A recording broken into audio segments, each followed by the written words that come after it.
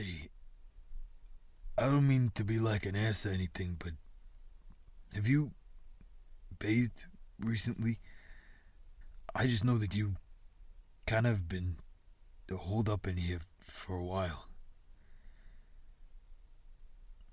Well, I know self care ain't all cozy up with your favorite movie and favorite snack and forget the day.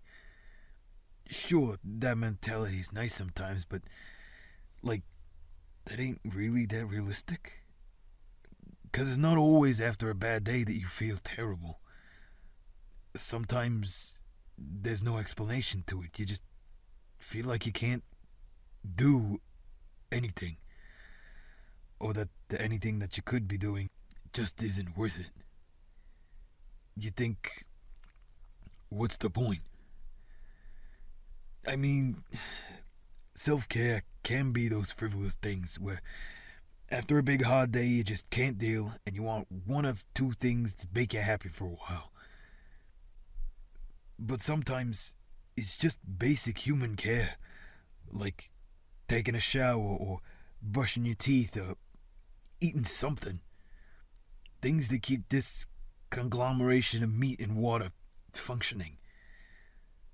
Self care can be taking into account how not good you're doing instead of ignoring everything. Not to say that you are or anything. Like, that's the hardest part, right? Is to care. Like, why should I even bother? It's not gonna change anything, anyways. But that's not really true, though. Even the smallest thing can put you on the right path. I think that's what hangs people up sometimes. It's the fact that they have this huge, long list in their brains that's constantly screaming at them about the things they haven't done yet or need to do, and it's so loud that they would rather just turn their brain off and just vegetate and do none of it.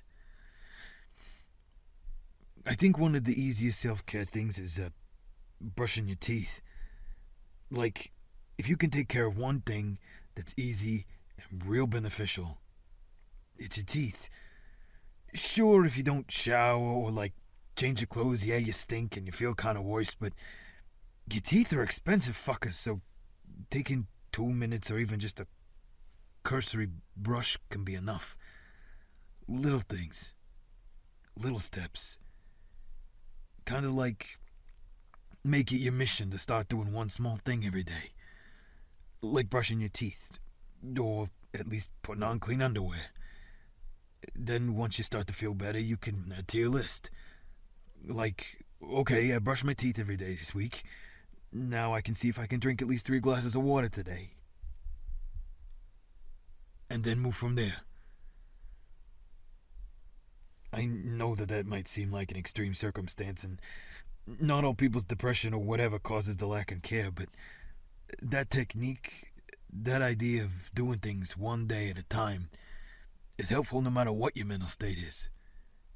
Like I said, bodies unfortunately need a lot of upkeep, and you'll be amazed to find what happens when you start these easy little habits. You'll feel better.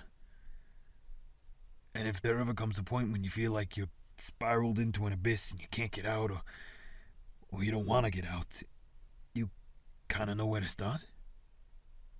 At least, that's been my experience. Talking to people, too. Reaching out. Even if it's not asking for help. You don't even need to be specific, just letting someone know, hey, I'm having a real tough time right now and I'm trying to get back on my feet. It can be helpful. It kind of, I don't know, holds you accountable. You're not internalizing all the madness. Well, I guess you shouldn't call it madness, but the storm that's going on in your brain.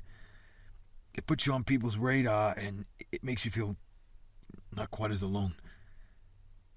I mean, it can also be a place where you can celebrate your victories, even if they feel small and insignificant to you. It's those little victories that really add up in the long run. Don't feel bad if you don't do everything at once, or like you fall off the bandwagon or something. We as people ebb and flow. You aren't always gonna be 100% okay, and that's okay. Take it in stride if you can. And remember that you can do it. You've lived through all of your worst days, and you can continue to do so. And, you know, I love you, and I'm proud of you, and I really like having you around, even when you don't look, or well, smell your best.